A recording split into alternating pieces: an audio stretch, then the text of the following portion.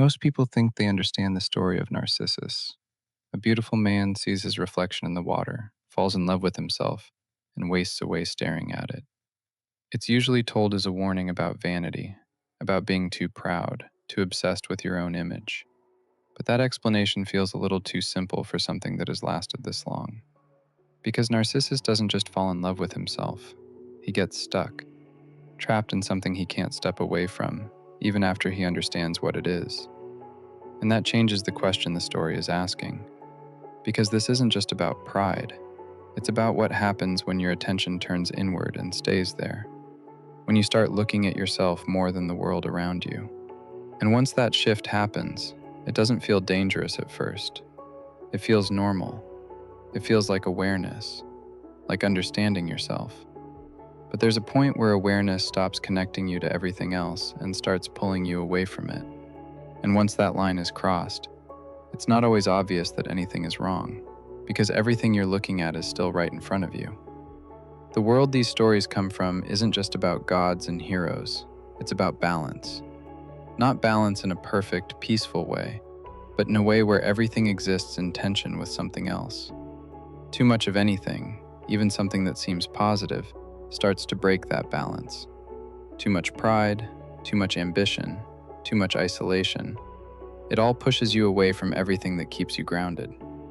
And the Greeks understood that in a way that shows up in almost all of their myths. The problem isn't having something, it's letting it take over, letting it become the only thing you operate from. And Narcissus doesn't start out as someone obviously broken. He's not extreme in the beginning. He just slowly moves in one direction, further and further away from everything else, until there's nothing left to pull him back. And that's what makes the story feel less like a warning and more like progression. Not something that happens all at once, but something that builds over time, in ways that don't feel significant while they're happening. Narcissus is born into a world that already sets him apart, the son of a river god and a nymph, tied to something larger from the beginning. And even as a child, there's something different about him. He's not just attractive, he's the kind of person people notice immediately, the kind of presence that draws attention without effort. And in these stories, that kind of gift is never neutral. It doesn't just exist on its own. It changes how people respond to you, how they treat you, how they interact with you before they even know you. And over time, that starts to shape how you see yourself. Not in a dramatic way, not all at once, but slowly. Because if everyone looks at you a certain way, it becomes hard not to start seeing yourself through that same lens. Not because you're trying to, but because it's the only reflection you're consistently given. And that kind of environment doesn't just create confidence, it creates distance.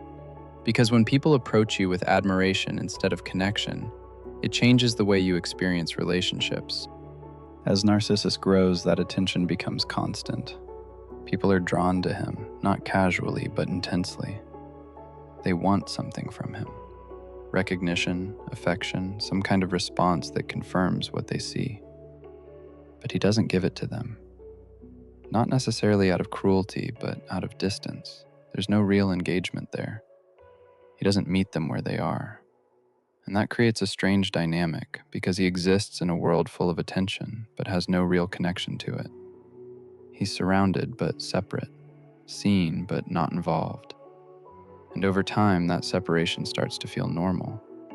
If you never step into those connections, if you never respond to them, it becomes easier to stay outside of them. Easier to observe instead of participate. And that's where the shift begins. Not in some obvious rejection, but in the quiet habit of staying removed. Because distance doesn't feel like isolation at first, it feels like control. It feels like not needing anything from anyone else. If you enjoy breaking stories down like this, please like the video and consider subscribing. And then there's Echo, someone who exists in a completely different way. She can't speak her own thoughts. She can't express herself directly. She can only repeat what's given to her. And when she sees Narcissus, she's drawn to him in the same way others are, but with even less ability to bridge that gap. She tries to connect in the only way she can, tries to reveal herself, but there's nothing there to meet her. And when he rejects her, it's not loud or dramatic. It's just another moment where connection is offered and not returned. and echo fades. Not instantly, not in some sudden collapse, but gradually, until all that's left is her voice, repeating what's already been said. And that matters because it shows the cost of that kind of distance, not just for Narcissus, but for everything around him. Because when you don't engage, when you don't respond, when you stay outside of connection long enough, the things reaching toward you start to disappear. Eventually, Narcissus comes across the pool, quiet, still, separated from everything else. And when he looks into it, he sees something different. Not admiration coming from someone else, not attention directed at him from the outside, but something reflected back. Something that looks like connection, but without any of the uncertainty that comes with other people. At first, he doesn't understand what he's seeing. It just feels like someone looking back. Someone just as focused, just as present. That's what pulls him in. Because it feels safe. There's no rejection, no expectation, no need to respond to anything outside of himself. It's controlled, predictable. And slowly, that becomes the only thing he pays attention to. Not because it's more real, but because it's easier to stay with. Even when he realizes what it is, it doesn't break the hold it has on him. If anything, it deepens it. Because now he understands that what he's seeing is himself. But he still can't step away. He reaches for it, and it disappears. He pulls back, and it returns. It's always there, but never something he can have. And that creates a loop that doesn't resolve. Because the thing he's focused on can't give anything back beyond what he already puts into it. It can only mirror. And that's what makes it a trap. Not because it's hidden, but because it feels close enough to connection that it's hard to leave. It feels like something that could become real if he just stays long enough, looks long enough, tries a little harder. And that's the part that keeps him there. Not ignorance, but the belief that something might change if he doesn't walk away. And over time, that's all that's left. Narcissus doesn't leave the pool. He doesn't return to the world he was part of before. Everything narrows down to that one point of focus. And eventually, he fades. Not in some dramatic collapse, but in the natural result of staying in one place for too long. And when he's gone, something replaces him. A flower, rooted, still, fixed in place. And that transformation doesn't feel like a punishment. It feels like a reflection of what already happened. Because he was already stuck, already unmoving, already disconnected from everything else. The ending just makes it visible. And that's why this story feels familiar, because it doesn't take much to recognize parts of it.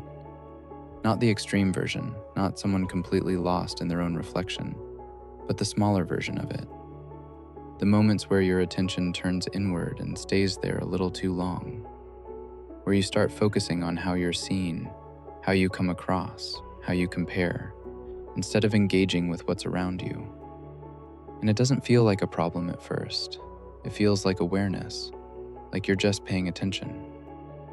But there's a point where that awareness turns into something else, where it stops connecting you to the world and starts separating you from it.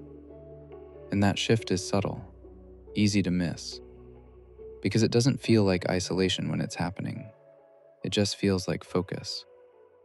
But over time, it can turn into the same pattern, staying in one place, looking at the same thing, losing everything else without realizing it. And maybe that's what the story is really pointing at. Not that self-reflection is wrong, but that it has a limit. And once you pass it, it stops being reflection and starts becoming something you can't step away from.